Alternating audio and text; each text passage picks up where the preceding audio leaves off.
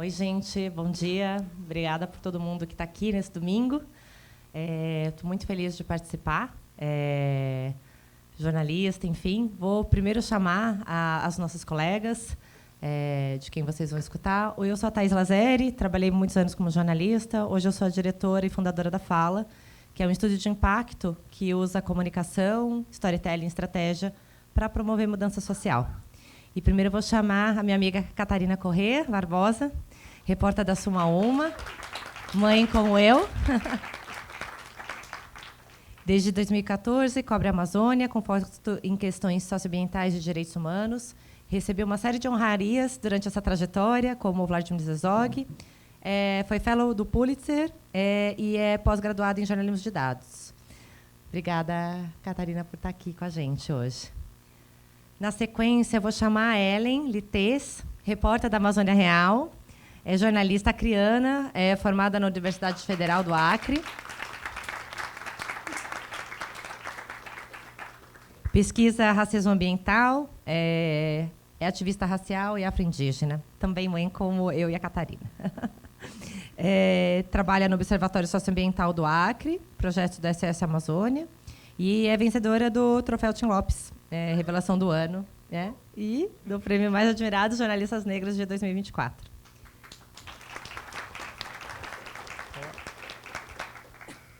E agora eu vou chamar a minha amiga Julie Pereira, jornalista amazonense, repórter do InfoAmazônia.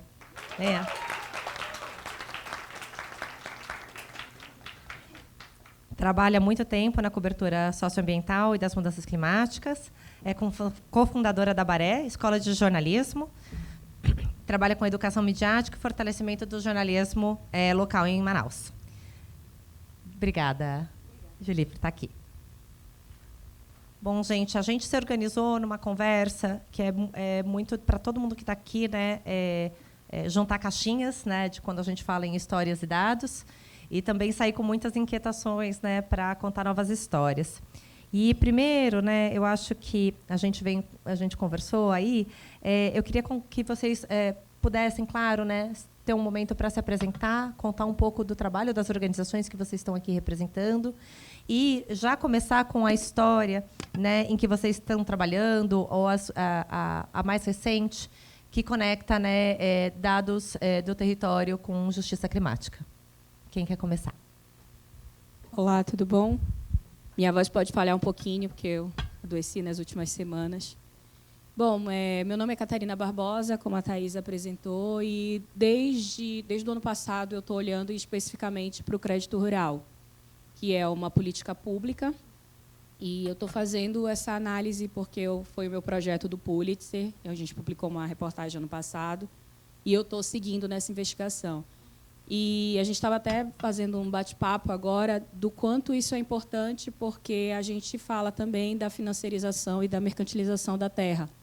E esses dados do crédito rural, quando eu fiz o projeto, a minha pergunta, minha hipótese para o Pulitzer era a seguinte: quem está bancando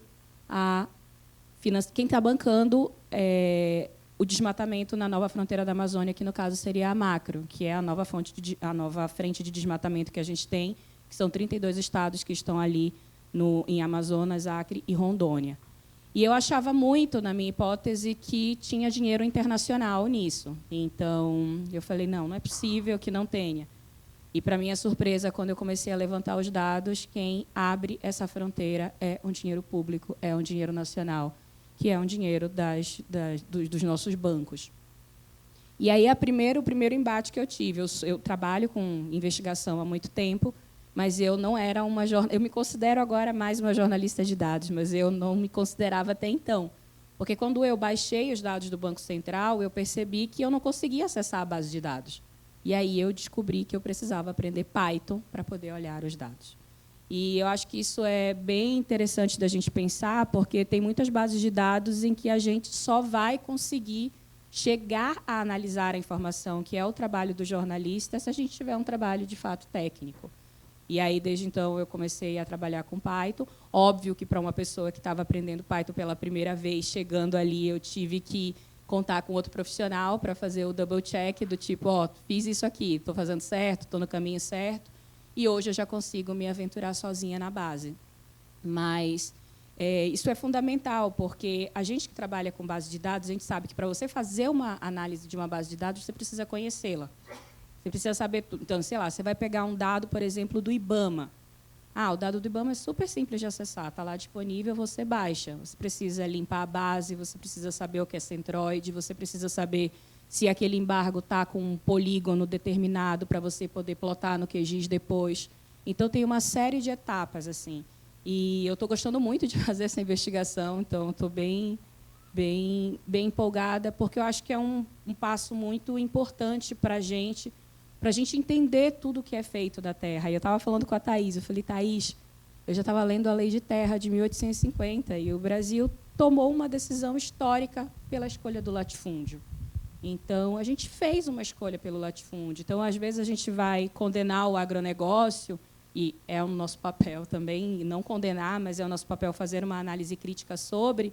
Mas, quando você olha para a história do país, você diz, a gente não tem uma política para a agricultura familiar. Você tem uma escolha, de fato, que foi determinada em 1850, na escolha pelo latifúndio da terra. Então, eu acho que traz a gente determinados pontos e até uma análise crítica para quando a gente pegar determinados casos. Por exemplo, eu estou com um caso agora que eu estou analisando, que eu já consegui, o outro lado, gravei entrevista com um fazendeiro, e ele falou, eu queria uma terra que tinha documento, e a terra dele tem documento. Mas ele tem o documento da terra com uma fragilidade do INCRA. Então, assim, a gente também precisa contar isso nas reportagens. Às vezes, a gente faz uma reportagem, só vai lá, aponta o dedo, e a gente precisa entender a Constituição. E o que a gente tem é uma escolha do país pelas commodities, uma escolha do país pelo latifúndio e uma escolha do país em continuar oferecendo crédito rural para os grandes proprietários de terra. Então, é isso que eu estou investigando agora, ultimamente. Eu queria pedir para a Ellen trazer uma segunda camada aí, que é, claro, trabalhar com dados, mas quando o dado não existe, né? E a sua história acaba sendo essa referência, né? Conta um pouco para a gente da história. Bom dia, muito prazer estar aqui hoje. Eu achei essa mesa muito chique. Primeiramente, são 3 mulheres, e são 2 mulheres que eu admiro muito. Thaís eu não conhecia, mas a Julie e Catarina já acompanho. A gente está em 3 Amazônias muito diferentes, isso é muito importante de ser falado. Eu trabalho com dados que eles não existem. E eles existem, estão vivos, que são as pessoas, são as narrativas. E é um dado muito difícil, porque você precisa ser muito rápido para estar ali atento a quem que você tem que ouvir, como que você tem que ouvir, como que você vai transformar isso em um documento. E por que eu trabalho com isso, né? Eu comecei a trabalhar com isso porque o meu professor de jornalismo ambiental, ele formado na USP, aqui foi me dar aula no Acre, de jornalismo ambiental, e eu vivia fazendo crítica a tudo que saía no jornalismo. Aí ele falava assim, por que você não faz esse trabalho? Aí eu ficava, eu não. Ele falou, mas você está criticando, faz o trabalho. Aí eu fiquei, será que eu faço o trabalho? Aí eu fui fazer o trabalho, fiz a primeira reportagem, e aí a primeira reportagem era Acre expõe racismo ambiental, 38 mil pessoas alagadas, 36 bairros eram periféricos, de 42. E o Acre tinha uma recorrência de enchentes de 1972, desde quando tinha a medição do rio. E quando o material saía para o Sudeste, ele vinha muito raso, e ele vinha sempre naquele mesmo arquétipo. E não era só isso. E por que eu estou falando isso para vocês? Porque o meu trabalho é sobre mim. Eu era essa pessoa alagada. Eu morava na periferia. Com 15 anos, eu me revoltei. E aí eu estudava no centro, e era um colégio federal da universidade. E era muito desigual, porque eu pegava ônibus todo dia, e o rio toda vez subia. E eu morava numa baixada. Nasci na Baixada da Sobral, em Rio Branco. E aí é um buraco, então ele vai encher de água e você não tem por onde sair. E aí as aulas continuavam e eu não ia para a aula. E o meu sonho era fazer jornalismo. E, jornalismo, não. Para você entrar na Federal é um babado. E aí eu queria entrar na Federal e eu estudava por conta, eu não fazia cursinho. Eu ia a pé para a escola, então eu não conseguia ir para a escola. E era 15 dias que eu ficava longe da escola no ensino médio. Então, isso me atrasava muito. E quem é que estava olhando para isso? Ninguém. E, cada vez que isso ia acontecendo, cada ano, eu ia pensando, a minha vingança será ser jornalista. E cada vez que eu fui estudando na universidade, foi pensando em fazer esse jornalismo, que é o jornalismo do que está vivo, mas não é narrado, mas precisa ser documentado. E o que aconteceu? Em 2015, a gente teve a maior enchente possível, muito tempo longe da escola, e eu não sabia o que era racismo ambiental. A minha mãe é uma mulher negra, professora. A gente não tem família no Acre, mas eu nasci no Acre, a minha irmã nasceu no Acre, então a gente é acreana. E a gente vivia o racismo ambiental de forma muito latente. E aquilo não era documentado quando se saía uma reportagem sobre enchentes no Acre. E o Acre, e assim, quando você fala em Amazônia, qual cor que vem? A Amazônia é negra. Mais 70% da Amazônia é negra. Nas áreas ribeirinhas, nas áreas da Amazônia urbana, na Amazônia urbana que não é pensada. Então, você pensa assim, num lugar que está ali vivendo várias violências e tem várias faltas de políticas públicas básicas. E hoje a gente está aqui para falar de justiça climática. Então, por exemplo, eu fui ter banheiro dentro de casa com 12 anos de idade. É uma realidade, assim, as pessoas não têm banheiro dentro de casa. Foi a primeira vez assim, que eu tinha uma casa que tinha um banheiro, que tinha, né, água encanada e tinha toda essa questão do saneamento básico. Isso existe. E essa falta dessa política atrasa. E como é que o jornalista conta isso? Não conta, porque não escuta. Então, eu vim desse lugar, e aí, quando eu comecei a fazer esse jornalismo, eu pensei neste lugar, pensei nessa menina que estava indo estudar. E eu passei muito pela questão das mudanças climáticas. A minha casa destelhou várias vezes com vendaval, e eu estudava com material que eu pegava replicado das outras pessoas, porque eu não fazia cursinho. E eu vivia a ansiedade climática o tempo todo, porque eu tinha muito medo de dar errado. Eu vou usar esse termo, medo de dar errado. E aí, esse medo de dar errado me levava, ao mesmo tempo, a ir sempre estudando em casa. E aí, um dia, minha casa destelhou e todo o material do Enem molhou. E aí, faltava 3 meses para o Enem. Aí, eu entrei em muito desespero. E estou contando isso para vocês porque hoje eu trabalho com a população indígena, a população quilombola e com a população ribeirinha. Existem muitos dados sobre o IBGE, sobre essas pessoas, mas eles são estereótipos e eles são rasos. Porque quando você chega na situação e você observa o que está acontecendo lá, você vê que é muito maior. E em 2023, quando eu fiz a cobertura de racismo ambiental, nessa parte macro, eu entendi que, por exemplo, quando tinha esse recorte de racismo ambiental para o Sudeste, ele não abarcava pessoas indígenas no Norte, por exemplo, quando tinha alguma catástrofe. E aí eu comecei a ter uma relação com a população indígena de denúncias, dessas pessoas me contarem o que estava acontecendo. E aí eu entrei numa grande coisa, que era o quê? Escutar as pessoas e saber que, por exemplo, não tinha dado na FUNAI, o MPF não sabia daquilo. E aí, o que eu vou fazer com isso? E aí, se debruçar nisso, era fazer a denúncia para encontrar um caminho, era escutar o cacique, ele me dizer, olha, morreu tantas crianças aqui, falar com a FUNAI, e a FUNAI dizer, a gente não está sabendo disso. Aí eu falei, como que vocês não estão sabendo disso? Aí pedia planilhas pela LAI para ver como é que estava, não tinha essas pessoas registradas na LAI. Ou seja, essas pessoas nunca existiram, gente. A gente nunca soube delas, elas foram embora deste plano e a gente nunca soube delas. E isso é preocupante. Falando em COP30 esse ano, quantas pessoas que moram nessa Amazônia, que vai ser discutida, que vai ser fatiada, que vai ser, enfim, né, leiloada dentro da própria casa, não vão estar lá para falar as injustiças que elas viveram. E eu acho que esse é o ponto, assim, né? E o que muda essa parte da justiça é isso. Justiça climática, o que é isso? É esse clima que é totalmente desproporcional, sim, para essas pessoas que estão nesta ponta. E aí é importante falar da Amazônia profunda. É uma coisa que eu leio muito do material que vem daqui, do Sudeste. Que Amazônia profunda é essa? É a Amazônia que você não conhece e você não pensa em estudar sobre ela. E você não pensa em ler sobre ela, em consumir ela. Porque quem foi que disse que aqui é o centro? Por que aqui é o centro? Por que a gente não é centro lá? Né? As pessoas sempre me perguntam, mas você mora tão longe? Será que não é você que mora longe? Porque eu moro no início do país, e eu moro numa fronteira ali, né? Eu moro na fronteira do Peru com a Bolívia. Eu moro mais perto do Peru, gente, do que de vocês. Isso é chique, ao mesmo tempo é um babado para a questão aérea. Mas, assim, enfim, para complementar a minha fala, eu acho que hoje eu trabalho com os dados vivos. Boa parte do que vai virar reportagem, e eu estou falando de reportagem de 10 páginas, as meninas sabem o que é isso, assim, 10, 12 páginas para você chegar num dado, é de fala das pessoas. Eu fiz uma investigação, estou terminando, Thaís, que era sobre o ICMBio na atuação do Acre com a reserva Chico Mendes.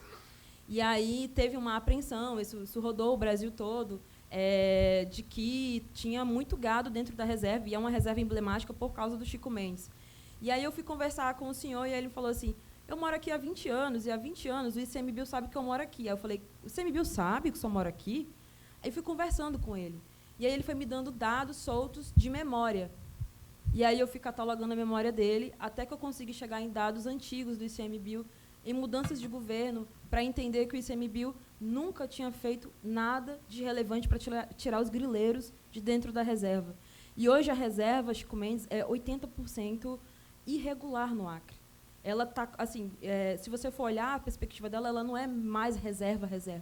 Isso é preocupante para a gente que está nessa área ambiental e está observando isso. Mas, para você chegar nisso, foi escutar o cara, porque até então ele era só um grileiro.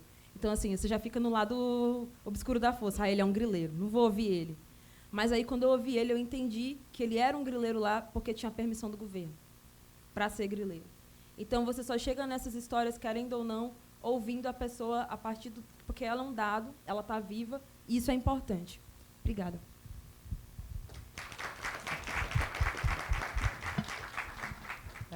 Bom dia, gente. Sou Dili Pereira, repórter da Infamazônia. Eu queria começar retomando o conceito de justiça climática, que é o ponto central aqui da mesa. Ellen tocou rapidamente. Mas esse conceito ele está sendo desenvolvido e debatido dentro da COP30, porque ele evidencia que a crise climática não atinge a todos da mesma forma. Então, esse é o cerne, né, da justiça climática. A verdade é que a crise global do clima ela vai afetar e já está afetando principalmente mulheres, pessoas negras, indígenas. E, como repórter, a minha grande busca é conseguir evidenciar isso através dos dados, né? Como é que a gente comprova que existe injustiça climática? Como é que a gente traz essa evidência através dos dados? Então, mais tarde eu vou falar um pouco mais sobre essa pauta, que foi Vulneráveis do Clima. E aí se toca um pouco no que a Ellen falou sobre a nossa vivência no território, né? Então, lá em Manaus, vários eventos climáticos afetam as periferias, né? Afetam imigrantes. As casas são destruídas, né? Os barrancos caem e quem morre são sempre as pessoas negras. E eu fiquei martelando nisso, como é que a gente consegue mostrar quem são essas pessoas, onde estão essas pessoas, como é que a gente consegue fazer um mapeamento disso. E aí eu propus a pauta na Infamazônia. A gente teve um tempão esperando o censo do IBGE também para conseguir cruzar esses dados, evidenciar isso da melhor forma.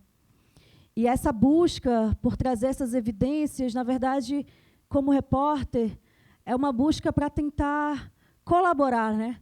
Colaborar com um debate que não é meu, assim, não é do jornalismo, é da sociedade civil, são dessas mulheres, são dessas populações que estão aí e vão estar na COP30, principalmente cobrando que as decisões, que as políticas públicas considerem recortes de gênero, de raça, de território.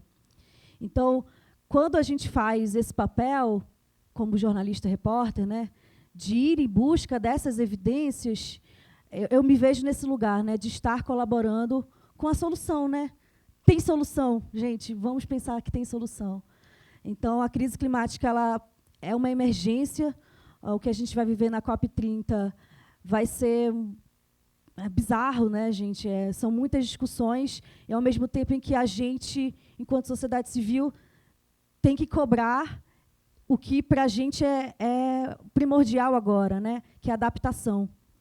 Então, a mitigação, é claro, é muito importante, mas a gente está vivendo uma emergência em que a gente precisa colocar a justiça climática como o ponto central ali, né? E já no Acordo de Paris também é. Então, na Infamazônia, as minhas pautas elas vão abraçando esse recorte, assim, né? Tanto com os dados, quanto com as reportagens mais tradicionais. Eu trouxe aqui uma apresentação que eu gostaria de citar aqui alguns desses exemplos. Não sei se a gente consegue colocar. Tá bom. Evidenciando a injustiça climática. Pode passar. Então, alguns desses exemplos. Esse aqui é um mapa em que a gente, de um especial que a gente fez esse ano também, que se chama Invisíveis da Fumaça. A gente... Tá bom, obrigada. A gente se debruçou a entender como o ano mais quente da história, né, que foi declarado no ano passado, 2024, como isso afetou a Amazônia de diferentes formas. E uma das formas foram os incêndios e as queimadas, né? Os incêndios florestais. E aí a gente foi atrás de entender como é que a fumaça afetou a Amazônia. Vocês lembram, com certeza, de vários protestos que aconteceram, né, em Manaus, em São Paulo também, em Rio Branco também, né, protestos por conta da fumaça. Mas quem será que foi mais atingido com a fumaça? A gente encontrou uma comunidade ribeirinha chamada Demarcação, ali em Rondônia, onde vivem cerca de 86 pessoas. E a gente descobriu que essa comunidade foi a mais afetada com o material particulado fino, que é o material particulado tóxico, que está dentro da fumaça, né, que está com a fumaça. E que essa população de 86 pessoas, composta por pessoas negras, à beira do rio, foram as mais atingidas. A gente não sabia quem elas eram antes disso. A gente não sabia o nome delas, a gente não ouviu nenhum protesto mencionando o distrito de demarcação. Então, essa busca pela evidência, sabe, do que é essa injustiça climática.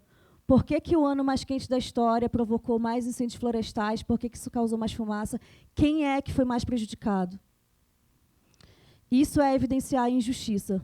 Porque não são eles que estão queimando, não são eles que estão incendiando, não são eles que estão causando gases poluentes de efeito estufa. Como é que a gente comprova e mostra isso claramente, assim? E põe isso junto, né, dessa articulação que é mundial pela justiça climática, né, enquanto repórteres. Aqui também uma reportagem sobre a seca em terras indígenas. Esse dado ele não era público, ele é um dado do CEMADEM, o Centro de Monitoramento de Desastres do país. É um dado que mostra o nível de seca, e esse dado ele já existia publicamente para municípios.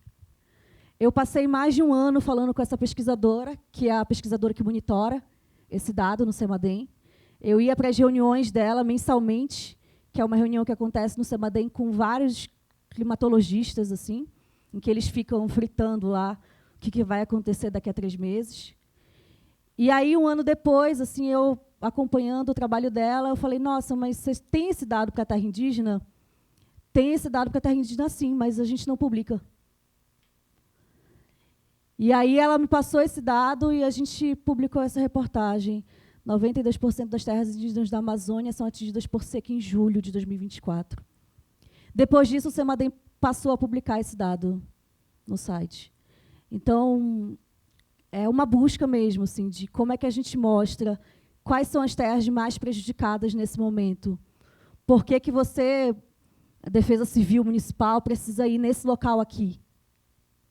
Como é que a gente consegue mostrar isso, né, através dos mapas e das reportagens?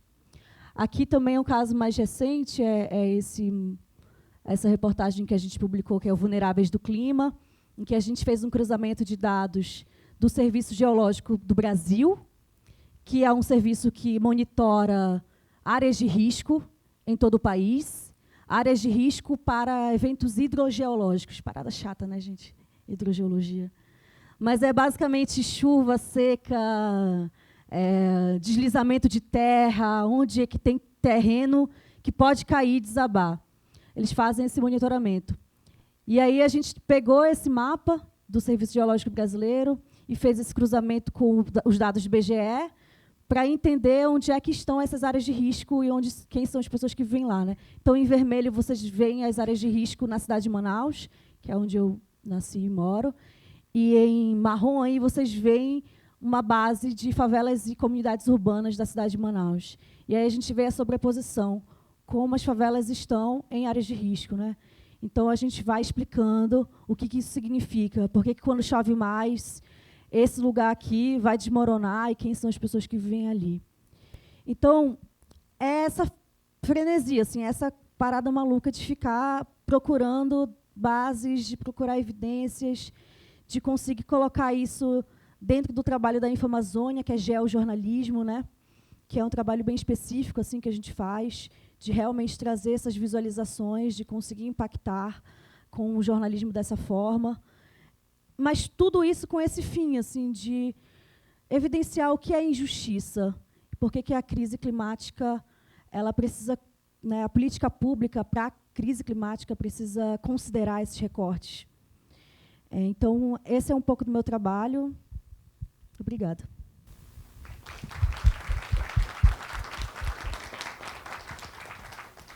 Em diferentes perspectivas, vocês trouxeram questões de dificuldade de trabalhar com dados, de apagamento de dados, né, e de visualização de dados.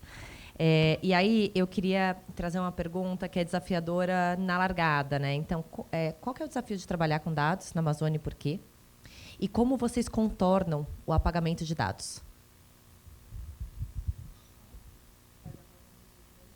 Podemos seguir aqui. Bom, eu acho que, de uma perspectiva, né, a gente acaba, as três, fazendo o mesmo trabalho. Né?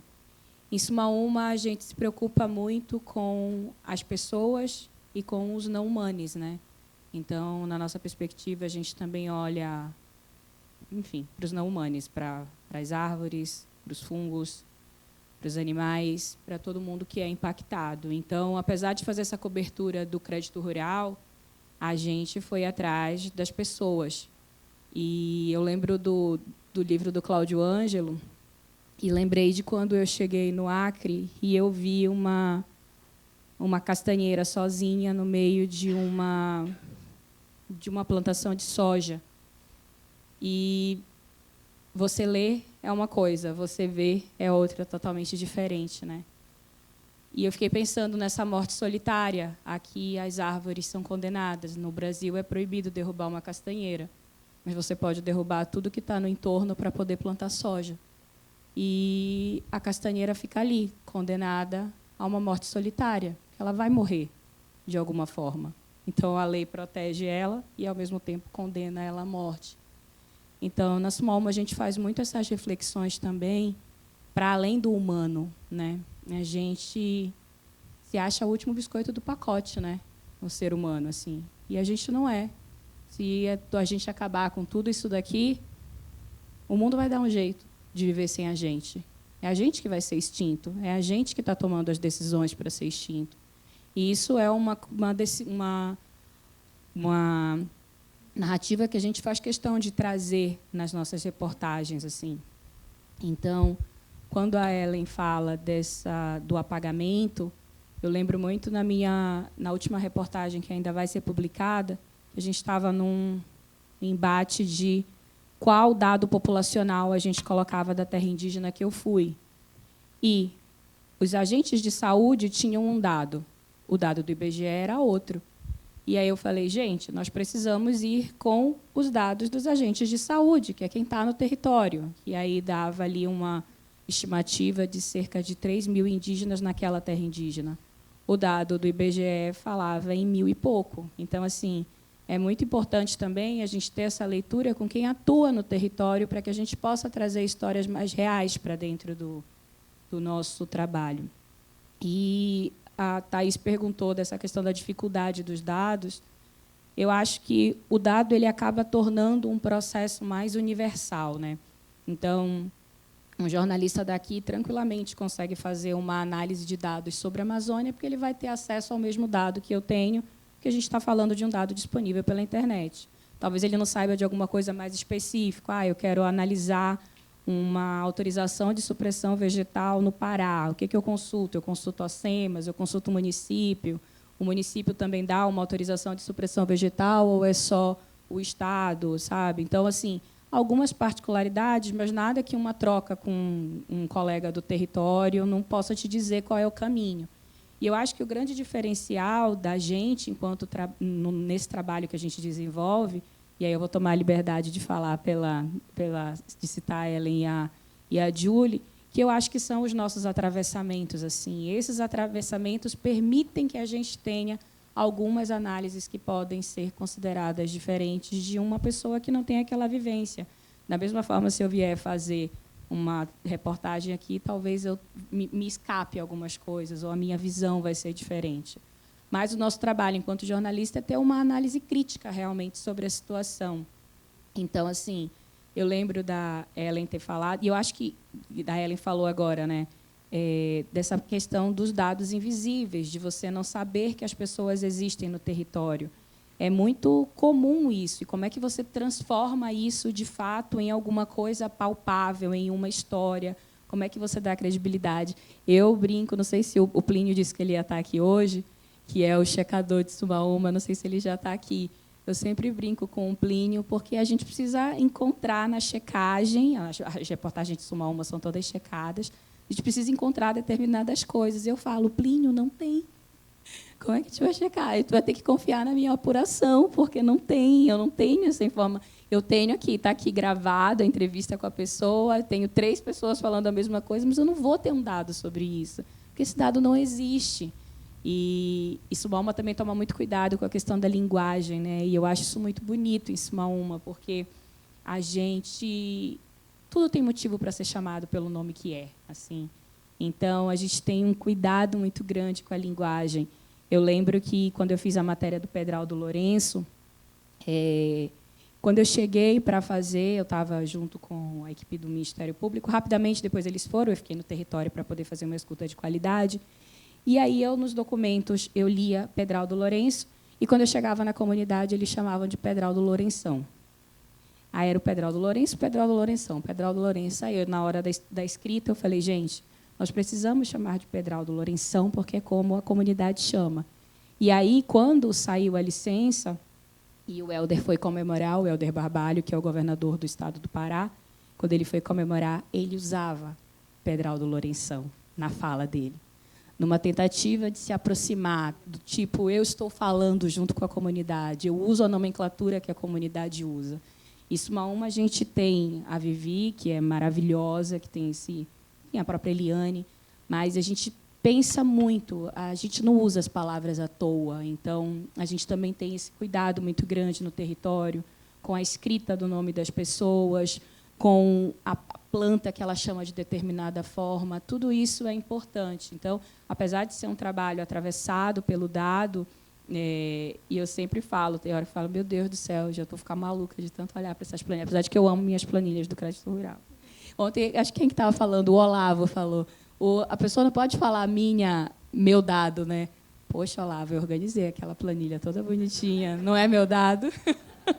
Só porque eu tenho que dizer que ele é do Banco Central. O Banco Central nem organizou ele direito, Olavo. Quem organizou fui eu. Do jeito que o Banco Central colocou, ninguém consegue ler.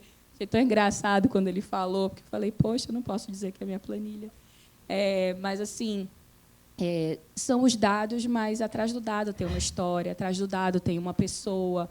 E eu acho isso maravilhoso do mundo dos dados. Eu nunca pensei que eu ia ser uma jornalista de dados. Eu, enfim, gosto de fazer pergunta, nunca cessa, e a gente sempre vai melhorando. Mas, hoje em dia, quando eu pego, por exemplo, a matéria que eu fiz da Maria Júlia, que foi uma criança que eu escutei lá em Anapu, que me falou que ela tinha medo de ser queimada viva porque queimaram a escola dela, eu fiquei pensando, se naquela época eu soubesse fazer a análise que eu sei fazer de CAR hoje, eu tinha colocado o nome de todo mundo na matéria da Maria Júlia. A matéria da Maria Júlia ganhou uma menção honrosa no Herzog, muito bom, mas eu queria ter colocado o nome dos caras. E eu não coloquei, porque naquele momento eu não sabia fazer isso. Hoje eu sei fazer. E aí, óbvio, dá mais trabalho de publicar, porque minha editora sempre fala, Thalita fala, Catarina, larga essa matéria, vamos publicar. Para de investigar, chega.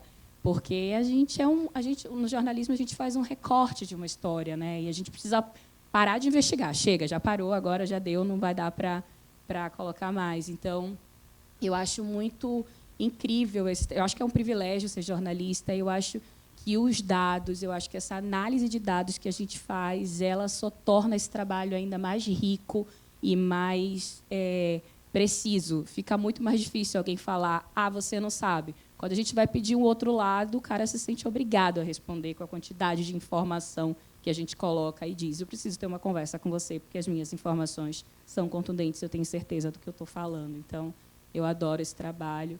E até agora eu não falei de justiça climática, né, porque eu só estou falando de jornalismo, mas na próxima rodada eu falo.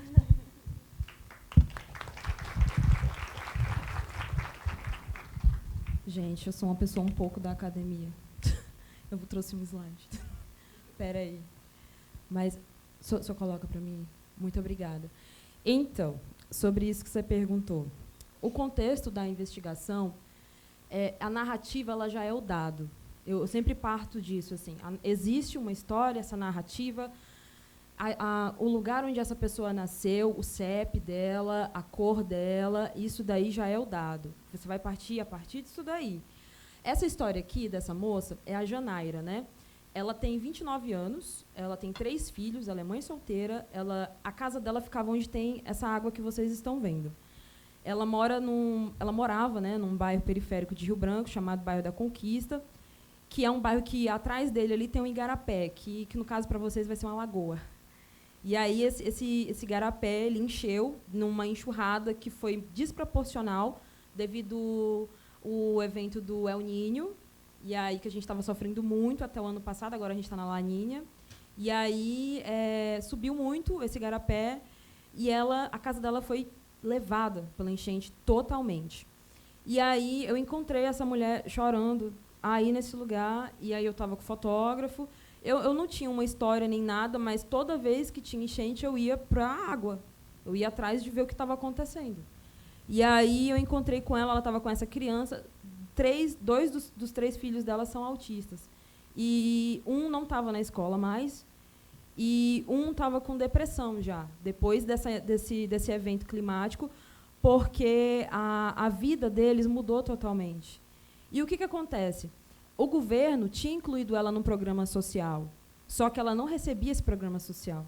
Ela não recebia esse incentivo. Estava lá, mas estava atrasado, já tinha 4 meses após a enchente. Para ela, que era uma mãe solteira, tinha 3 filhos, um deles era bebê, o que aconteceu com ela? O que acontece com uma pessoa dessa? Essa é uma grande pergunta. O que acontece? Ela tinha currículo, ela tinha uma formação, ela era gestora e tudo mais, só que o lugar onde ela estava, o que ela estava vivendo, estava apagando ela. E apaga de verdade. Então, eu cheguei, fui na casa dela, ela estava ainda morava na periferia, porque tem esse ciclo. Você não sai do lugar onde você está, porque este lugar parece que é predestinado para você ali. Porque o que você tem de dado vivo como pessoa, mulher negra, mãe solteira, sempre leva você para o mesmo ciclo. E aí eu fui conversando com ela e fui chegando nos dados que eu queria, que era o governo estava atrasando esse recurso, o Acre tinha recebido um recurso que era muito maior, assim, nessa parte social de direitos humanos, tinha planilhas e planilhas dentro da transparência do governo que dizia que esse dinheiro estava sendo aplicado, mas ele não estava sendo aplicado, e não tinha uma reparação para ela, municipal, sendo que Rio Branco eu acho que é a primeira capital do Brasil que teve plano de mitigação e adaptação climática. E ele não é implementado. É um plano maravilhoso. Ele analisa toda essa situação de enchentes, porque o Acre alaga todos os anos. Só que não é reportado para o Brasil. Mas ele alaga todos os anos, chega a atingir 120 mil pessoas. Desculpa. Ano passado, todos os 22 municípios foram atingidos. Populações indígenas são as mais atingidas, 23 aldeias foram atingidas ano passado. Então, assim, esse dado ele não chega para cá. E aí, o que acontece? Coloquei aqui uma provocação, tá, gente? Quem que produz os dados e por que esses dados são ausentes? Eles são pertinentes para quem? Para não mexer nesses dados. Porque se está acontecendo a situação, por que ela não eclode? Né? Por que não mete o dedo nessa ferida? Porque, de fato, é uma situação que ela é normalizada. Então, essa pessoa ela vai morar aí porque ela, enfim, ela é parte disso. E é normal ela estar aqui. É normal ela viver uma enchente, é normal ela perder tudo todo ano. Isso é racismo ambiental. E o racismo ambiental ele é muito reproduzido no jornalismo. Eu não estou conseguindo passar. Consegui. Então, aqui é uma das enchentes, né, que a gente teve em 2023. Como vocês podem ver, boa parte do material que eu recebo é das próprias pessoas. Então, às vezes, eu tenho que direcionar as pessoas para fazerem as fotos para mim, porque na Amazônia Real o que vale é o que a pessoa está trazendo. Então, aquilo é real, aquilo ali é o que você tá vivendo ali. Então, a gente vai reportar isso. É isso que você está vivendo todo dia, essa é a sua história, é o seu contexto, é isso que precisa ser visto e angulado.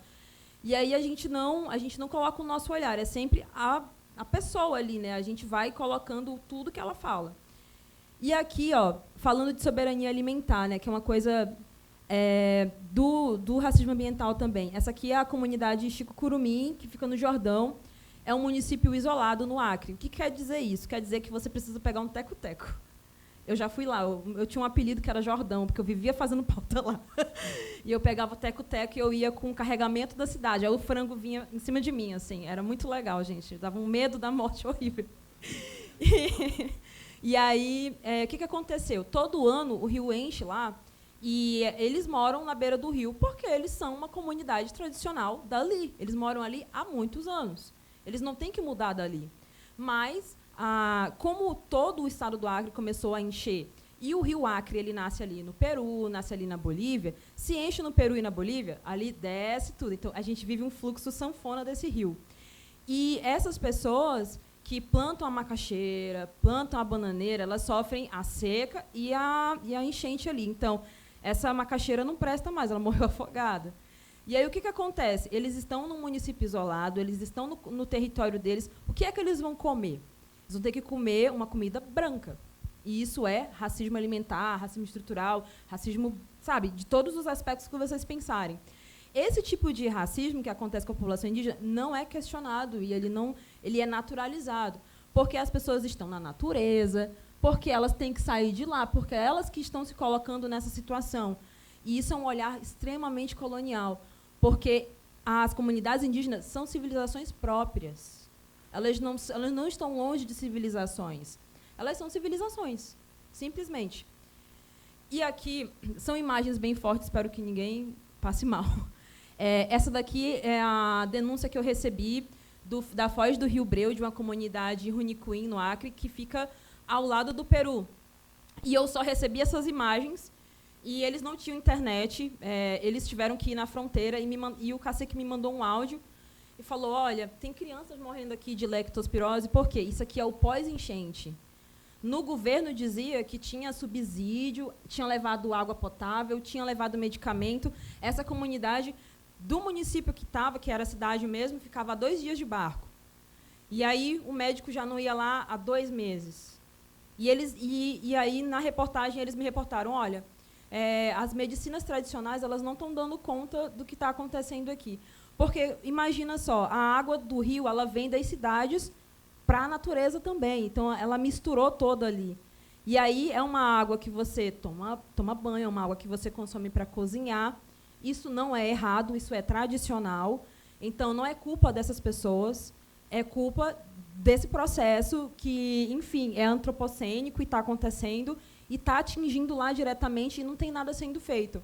Então, isso é o que estava acontecendo com as crianças, e as crianças não estavam indo para a escola já, então já pega barco, o rio já estava ficando seco, e aí eles estavam vivendo um período de seca já, e eles estavam sem ter o que comer. Então, como que reporta isso, sabe? Como que eu falo que está acontecendo isso? E aí, quando eu falo com a FUNAI, e aí a LAI, vocês sabem como é. Você pede a LAI, daqui 2 meses eu vou receber o material da LAI? Não dá para eu receber, porque está acontecendo agora. E aí eu tive que fazer um protocolo no MPF e perguntar, vocês estão sabendo disso aqui? Eu falei com a FUNAI. E aí eles falaram isso aqui. E aí o MPF puxou umas recomendações de que já existia recomendação para isso e ela não estava sendo cumprida. E essa reportagem mostrou isso, que uma recomendação do MPF que tinha saído, que reunia todo mundo, não estava, de fato, incidindo no território. E as pessoas estavam morrendo. E aí eu estou falando de idosos, crianças, né? E aí eu trouxe alguns dados aqui, que são dessas pessoas, né, que são as mais afetadas, né? Nessa questão de saúde indígena, uma coisa assim, muito no escuro. Está acontecendo ali, mas é sempre, isso acontece mesmo, né, é normal. Racismo. Seca extrema, né? Aqui, partindo desse panorama para o Acre, né? O Rio Acre, agora, todo ano ele bate a meta de de muita seca e de muita cheia. Todo tempo é isso. Assim. Ano que vem a gente vai bater uma outra meta e vai ser isso. Então, como que as populações tradicionais sobrevivem à crise climática? Né? Eu fiz aqui um pequeno gargalo disso. Essa comunidade que eu falei para vocês, que é um município isolado, a lancha demora entre 5 e 7 horas. Né? Depende da estabilidade do rio. Eles são desassistidos, eles recorrem à medicina indígena para não morrerem, mas aí, às vezes, assim, se for uma tuberculose, não tem como você recorrer. Se for uma pneumonia, também não. E aí um galão de 100 litros para realizar a viagem, tipo assim, custa em torno de R$9 o litro. E aí é uma viagem de 2 dias. O que vai acontecer com essas pessoas? Tipo, se eu não trago essa história, quem é que vai saber dessa história? Então, foi debruçado assim, muito de mim nessa história. E teve uma questão de ética jornalística também, que foi assim, ó, eu preciso fazer uma denúncia formal no MPF para eles receberem ajuda agora. Isso é mais importante do que a reportagem, porque tem crianças. E aí eu fiz a denúncia, depois eu parti para a reportagem. E é uma decisão assim que eu sempre levo e encaro, né, para isso. Então, contextualizando o que é essa Amazônia, né? Gente, eu só joguei dados aqui, tá? Não me julguem. Ai. Enfim, era o Posso pedir, só para a gente, como a gente está com quase um tempinho apertado, eu queria pedir para a gente passar para a Jolie para ter tempo para ouvir a plateia também. Tá. Podemos? Obrigada. Tadinha, ela é censurada. Fui silenciada. Gente, falando sobre esse apagamento de dados, sim, é muito difícil, né? É muito difícil mesmo. Teve uma situação, ano passado, só consigo olhar para a Thaís, porque a Thaís passou por todas as situações comigo. Sim, a gente estava tentando checar se o que a gente viveu nos rios da Amazônia realmente foi seca histórica. Será que esse rio aqui foi o pior momento da história dele, na história da humanidade? Será que essa manchete aí que estão soltando é verdade? Como é que a gente faz para saber se os rios já passaram por crises piores na Amazônia? E aí vai atrás de bases de dados. Meu Deus, está tudo desatualizado. O Brasil é uma merda. A Ana devia atualizar esse dado aqui, não está nada atualizado. O Serviço Geológico Brasileiro, metodologia totalmente complicada. E aí, no meio disso, a gente vai entendendo que esse apagamento dos dados não é uma coisa superficial.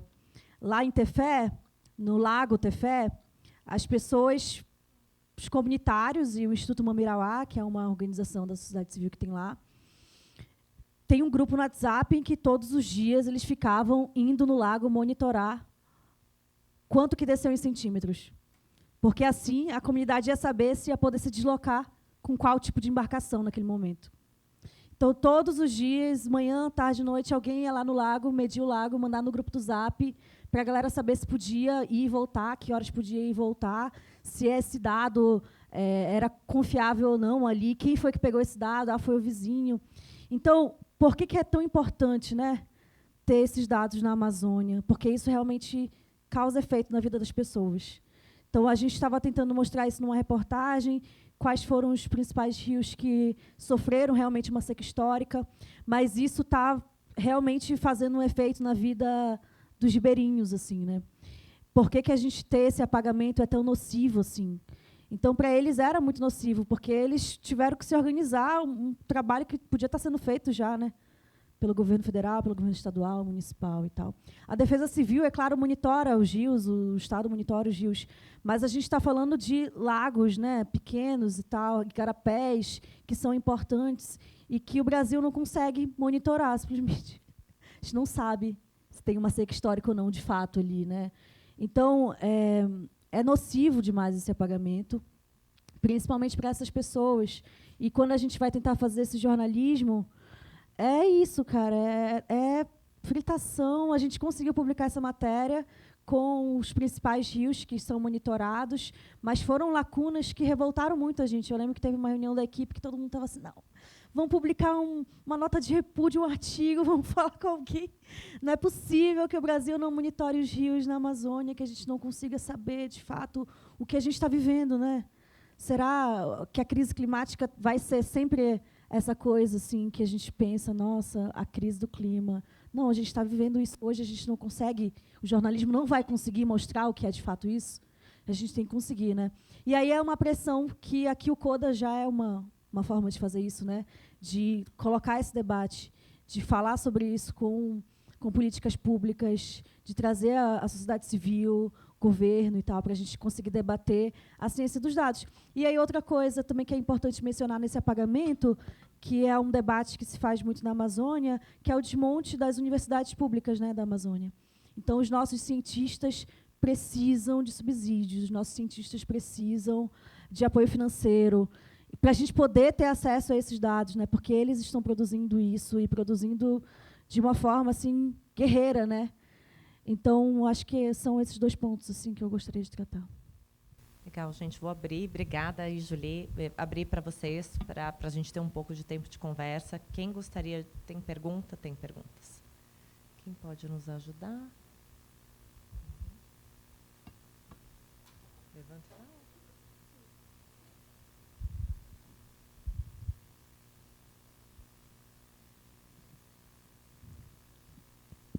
Um, dois, três. Vamos fazer, por conta do horário, gente, a gente pega as 3 primeiras perguntas e aí elas respondem, a gente se organiza aqui. Bom dia, meu nome é Túlio, foi muito boa a apresentação e quem já voou de teco-teco sabe que não existe ateu num teco-teco voando. Eu te entendo perfeitamente essa questão. Eu morei em Roraima durante 1 ano e eu tentei entender como funcionava o estado de Roraima, e em especial o garimpo naquela região, e eu percebi que o garimpo, você não consegue entender o garimpo e a sua produção, porque ele é muito ligado à questão, não posso afirmar, mas posso supor, que é ligado muito à política local. Então, é um dado que você não sabe quem é o dono do garimpo, você pode inferir, mas você não consegue ter esse dado, mesmo sendo uma estrutura imensa e que funciona. E se vocês já lidaram com essa questão do garimpo nas coberturas de vocês nos respectivos estados.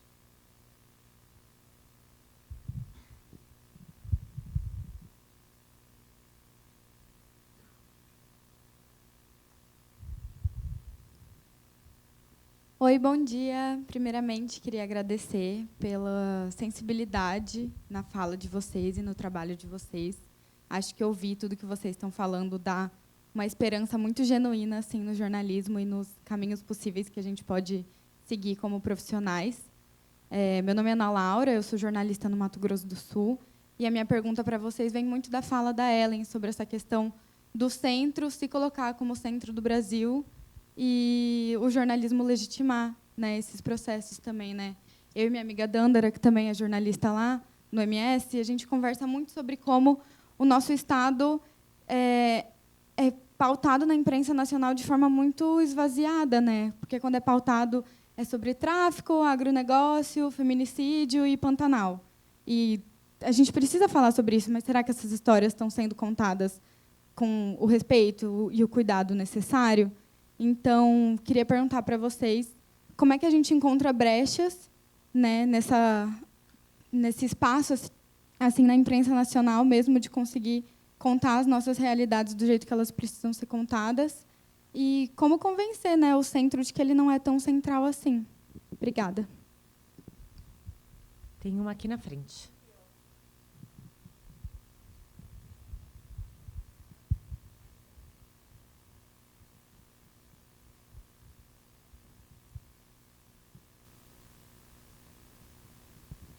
Obrigada, bom dia. Eu sou a Mar, sou repórter do Valor Econômico e amiga pessoal da Ellen, mas isso a gente deixa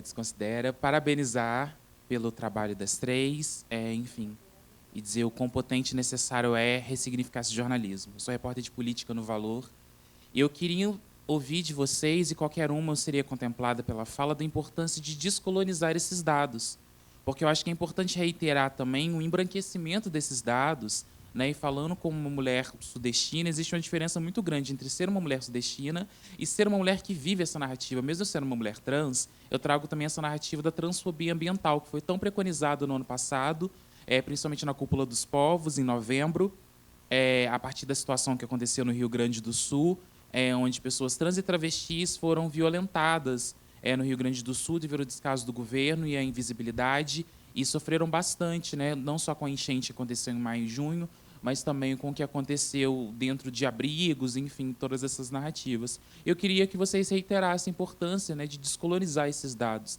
né, de desembranquecer esses dados que são tão embranquecidos, porque quando eles vêm para o Sudeste, eles vêm não só com viés, mas eles vêm com uma cor específica. E muito desse esquecimento se dá através dessa narrativa, né, de esquecer quem produz esses dados, como a Ellen pontuou muito bem, quem faz esses dados acontecerem, que são pessoas. Enfim, queria ouvir um pouco, qualquer uma que falar, eu acho que você é muito contemplada, a partir dessa narrativa de descolonização desses dados. Obrigada. Fácil. Vamos começar. A gente tem aqui 3 perguntas e pouco mais de 10 minutinhos.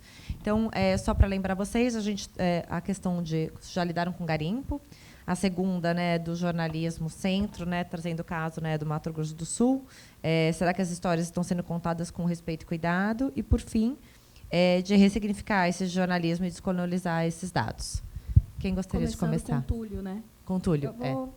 Túlio, eu tenho pavor de cobrir garimpo, assim. Eu acho que todo mundo tem que entender suas limitações.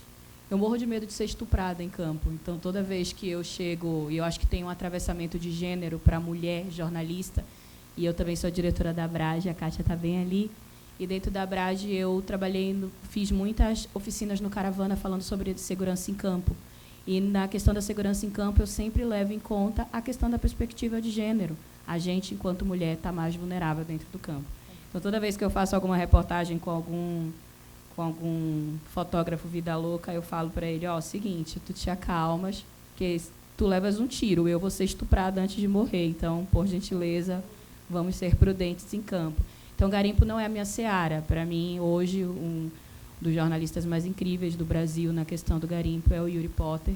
Eu acho o trabalho dele sensacional, assim. E eu acho que tem que ter um cuidado para fazer cobertura em garimpo. É que nem cobrir milícia na minha cidade. Eu moro em Belém do Pará. Belém do Pará é um lugar onde o Comando Vermelho atua, mas é uma cidade principalmente com muita milícia. Então, eu não faço cobertura de milícia na minha cidade por questão de segurança. Eu sou mãe, eu tenho filho, então eu fico com as questões ambientais e com esse trabalho que eu sei fazer bem. Então, eu não entro nessa questão. A sua pergunta com relação ao jornalismo, eu acho que a resposta é o jornalismo local. Eu também sou conselheira do FAO, né, que é o fundo agora, que acabou selecionando algumas organizações, entre elas a Abaré. Não foi nada, sabe? Foi justo o processo, totalmente legal. E eu acho que a resposta está no jornalismo local. A gente não pode achar que o jornalismo feito aqui tem que ter todas as respostas para o Brasil inteiro. E essa é uma das perspectivas do FAO, da gente apoiar iniciativas de jornalismo local para que as pessoas do território possam contar histórias sobre o território. Porque eu lembro muito de uma fala do Gustavo Faleiros, em que ele dizia que o grande questionamento, né, por que você traz um jornalista do The Guardian para fazer uma matéria sobre a Amazônia se tem jornalista sobre a Amazônia? A visão do jornalista do The Guardian é escrever para as pessoas que vão ler o The Guardian, não é para a gente. Então, assim, existem várias perspectivas dentro do jornalismo. E eu sou uma defensora da descolonização, só que eu acho também que, às vezes, a gente se atenta muito a uma discussão que ela mais separa do que une. Então, eu acho que tem espaço para todo mundo. A gente precisa de mais iniciativas de jornalismo local e o FAO está aí para isso, para fomentar. Então, seria legal se você montasse um jornal na sua cidade para contar a sua perspectiva, que sempre vai ser uma perspectiva mais qualificada com relação ao olhar do território do que uma relação de um olhar daqui. E aí eu fiz uma fala aqui, que eu lembro de uma outra mesa que eu participei, que não é o que você fala, mas de onde você fala. E eu acho que isso é o fundamental, porque, por exemplo, você vai falar, só as pessoas negras podem falar sobre racismo? Não. Uma pessoa branca pode falar, mas ela vai falar de um lugar de privilégio que ela ocupou uma vida inteira. Mas ela pode questionar esse lugar de privilégio, isso ela pode fazer. Então, assim, eu acho que essa é uma coisa bem importante. E, por fim, a questão da produção de dados, a gente tem que pensar muito em quem está produzindo os dados. Quando a Ellen fala que ela gera o dado, que ela fala, não, eu vou primeiro fazer uma denúncia no Ministério Público Federal, depois eu vou pensar na minha reportagem. Isso é uma produção de dado. Então, a gente tem que pensar em como fazer isso. Eu lembro de uma... Eu fico aqui só lembrando das conversas, de outras conversas que eu tive, mas eu lembro de uma conversa com a Fabiana Moraes e a gente estava falando sobre isso. Como é que está sendo essa produção de dados pela gente, né? A gente fala do atravessamento, a gente fala da colonização. É óbvio que nós três não vamos conseguir mudar o mundo inteiro. A gente faz um trabalho de formiguinha. Mas, assim, a gente precisa entrar nos espaços de decisão. Tem uma coisa muito curiosa que eu penso sobre a minha carreira mesmo. Por exemplo, eu nunca escrevi em prêmio. Nunca escrevi em prêmio. Os prêmios que eu ganhei antes do primeiro Herzog que eu inscrevi foi porque o veículo escreveu. Eu não escrevia. Porque eu sou muito autocrítica e eu nunca achava que as matérias estavam boas. Quando foi no... Eu falava, não está boa, não está boa. E aí, quando foi que eu ganhei o Herzog junto com a Thalita Bedinelli, que foi dos Defensores Não Defendidos, meu companheiro chegou para mim e falou, por que você não escreve essa matéria? E aí eu falei, mas eu não gostei. Acho que ficou faltando aquele pedaço que eu queria. Aí ele falou, quem vai decidir é o jurado. Você escreve e o jurado decide se está bom. Quando eu ganhei, ele falou, mas não era matéria que não estava boa? Aí eu falei, então assim, eu acho que existem lugares, e eu passei a ser vista. Eu faço o trabalho que eu faço desde que eu era repórter da Amazônia Real, gente. Mas agora as pessoas começam a me olhar de outra forma, porque eu tenho 3 Herzogs, né? Eu tenho um de um trabalho coletivo, o Maria Júlia que eu ganhei sozinho, outro que eu ganhei com a Thalita. Então, assim, a gente precisa estar nos lugares onde a conversa acontece. Então, a produção de dado, ela precisa estar numa mesa de negociação. Eu estou falando de um dado apagado, mas vem cá, alguém fez um documento e protocolou ele no Ministério Público para que o Ministério Público saiba disso? Eu acho que existe um espaço muito grande entre eu estou reclamando do que não está bom, fala, beleza, mas você está fazendo o quê para esse negócio que não está bom? Você está documentando, está colocando em algum lugar, está transformando isso em dado, transformando isso em informação? A gente, enquanto jornalista, faz, mas a gente, enquanto cidadão, pode fazer. E eu acho que esse é um trabalho coletivo, o jornalismo não vai fazer sozinho. Eu acho que a gente precisa que a sociedade entenda que todo esse processo que a gente passa e que a gente questiona, ele também pode ser feito pelo cidadão, e não só pelo jornalismo, ou não só pela academia. Só colaborar um pouco mais com a resposta para a colega ali. Você falou como convencer, né, a imprensa nacional. Não é por aí mais, eu acho. Não tem como convencer, não, essa galera. Eu acho que é bem o caminho que a Catarina citou aqui, que é fortalecer o jornalismo independente local. Então, na Amazônia, nós temos veículos locais incríveis, né? O Carta Amazônia, o Varadouro, o Urutau, Vocativo, pessoas que estão produzindo jornalismo. Eu também sou fundadora de uma organização jornalística, que é a Abaré, também, né, Catarina mencionou, então, produzindo conteúdo. Então, não tem como a gente mudar modelos que já existem há tanto tempo, e olhares e perspectivas, mas tem como a gente contar as nossas histórias, né? E aí eu acho que é importante esse movimento de fortalecer esses espaços, mas de colocar isso para o país mesmo, né? Como jornalistas aqui, a gente está falando de todos os lugares. Leiam os veículos locais das outras cidades, leiam os veículos locais dos outros estados, leiam os veículos locais das cidades de vocês. A gente tenta estimular esse debate para que as pessoas... Catarina, já vai dizendo, forma aí teu veículo. Catarina. Já vai encaminhando, assim, já vai... faz um veículo também. Então, assim, como é que a gente consegue transformar esse debate de vamos convencer, vamos achar uma brecha, vamos tentar se encaixar, vamos encontrar uma solução, vamos trazer uma contranarrativa, vamos buscar fortalecer os nossos olhares. Eu acho que é nessa perspectiva, assim, que a gente tem que virar essa chave, sabe?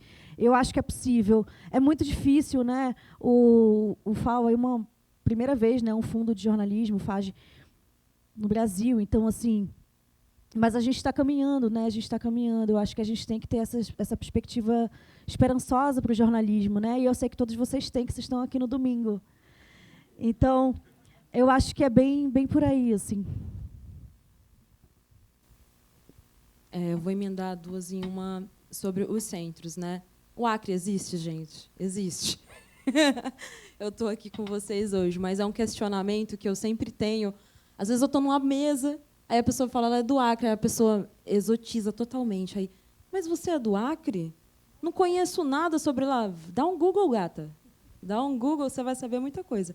Então, sobre essa questão dos centros, é sempre uma resistência e uma questão política jornalista, então você tem que comprar essa causa para você. Eu quero fazer esse jornalismo ele é difícil, esse jornalismo ele não é convencional, ele não é um jornalismo sentado, ele vai exigir muito de você. Ele vai exigir que você estude muito, ele vai exigir que você tenha uma sensibilidade, que você tenha um tempo. Não vou desestimular, não. que você tenha vontade de fazer ele. Eu acho que a parte daí, sabe? Eu quero isso. Por que eu sempre, toda vez que eu lembro de algum momento assim, eu lembro do meu professor me cobrando. Vai lá e faz. Você tem que ir lá e você tem que fazer. Você não gosta disso? Vá lá e faça. Você quer fazer esse jornalismo. Então, você sabe como fazer, porque você está vendo o problema. E qual que é o princípio para você fazer esse jornalismo que ele, abre aspas, ele é um jornalismo que ele foge da curva? É você olhar a sua cidade de outra forma. Onde que tem asfalto, onde que não tem, quem que não tem, por que não tem, o que foi feito sobre isso? Perguntas básicas. E aí o jornalismo ele parte desse cotidiano, que ao mesmo tempo que ele é todo tempo ali repetitivo, ele não é, porque ele vai depender de quem olha. Então você tem que olhar sempre, e tem que olhar de formas diferentes. Então você olha a partir do sujeito hoje, amanhã você olha a partir do asfalto que não tem, da calçada que não tem, daquela pessoa que está passando ali, está indo para a escola. E como que os outros veem isso também? Sempre me irritou muito como que as matérias saem, né, sobre o Acre, por que não sai sobre o Acre. Sempre sai a mesma coisa e sempre muito pequena, e trata o Estado como uma coisa pequena. O Estado não é pequeno. O Estado não é um Estado que está no extremo. O Estado não é a Amazônia profunda, né? Ele está produzindo conhecimento. Tem uma universidade federal, tem muita gente fazendo coisa boa. E a gente, às vezes, né, nessa parte de investigação, eu também faço jornalismo de soluções. Então, isso é para compensar, tá, gente? A gente faz a investigação, mas a gente também faz jornalismo de soluções, porque tem coisa boa. E, partindo dessa questão decolonial, eu acredito muito que a forma como a gente fala de racismo no Brasil hoje é muito pautada por essa questão sudestina, como a gente enxerga uma pessoa negra, ainda é muito isso, assim. O fato de ser retinto, que cor que eu tenho para vocês? Por exemplo, eu sou uma mulher negra, né? Eu tenho cabelo liso, eu sou uma mulher negra da Amazônia, né? Catarina também é. Então, assim, a gente não existe para cá. Então, se você chega e você fala que é da Amazônia e você tem esses traços, aí a pessoa fala, mas você não tem parentesco indígena? Achei você tão parecida. Aí você olha para a pessoa assim. Mas isso acontece muito. E o que acontece também com o jornalismo? Assim, para nós que somos mulheres, que estamos fazendo esse jornalismo, que mexe muito com essa questão intelectual, o nosso jornalismo também não é bem validado, né? A gente emplacar essas pautas, a gente precisa ter coragem mesmo de fazer e acreditar que esse jornalismo ele vai trazer um resultado e que ele é necessário. Então, eu acho que, assim, para a gente decolonizar hoje, e voltando para o que é a nossa mesa hoje, sobre o território e justiça climática, a gente precisa entender que a nossa luta é uma de justiça social, primeiro. Então, as pessoas são sujeitos, né? Sujeitos que, enfim, não têm o mínimo de estrutura. A água é um direito, é um ODS, gente, um ODS lindo, o ODS 6 da ONU, que é uma coisa que, sei lá, 70% da Amazônia não tem direito. Parte daí desse princípio do básico. Não é uma coisa grande do que a gente está falando, é do básico. Então, eu acho que, enfim, quando você olha de forma micro, você olha o macro. E a Amazônia, ela é muitas Amazônias, né? O Pará tem mineração no Pará, no Acre não tem mineração. Mas no Acre tem toda uma questão de conflitos indígenas agrários diferentes que são para a fronteira, por exemplo. Ali já é um outro contexto amazônico. No Pará tem tantas mulheres negras que são quilombolas, no Acre não tem mulheres negras quilombolas. Então, essas Amazônias que vão se fundindo e vão resistindo, é sobre isso que a gente está falando e que a gente precisa também, enfim, decolonizar na nossa cabeça e entender que essas pessoas, inclusive, a gente não fala por elas, a gente não fala por ninguém. Eles têm voz própria e é isso que importa. Obrigada. O garimpo. Eu nunca cobri garimpo, porque não tem mesmo, né? E é uma pauta que, assim, eu tenho muito medo. Depois que eu tive filho, eu fiquei com muito medo de morrer. Então, é uma pauta que eu fico sempre assim patinando e eu nunca fui, mas se um dia rolar a gente conversa. Obrigada. Gente, queria agradecer as nossas incríveis palestrantes. Uma salva de palmas para elas, né? Obrigada por vocês estarem aqui com a gente. Obrigada pelo convite. É sempre bom. Eu acho que toda solução começa com uma boa conversa. Então, obrigada e um bom dia para vocês.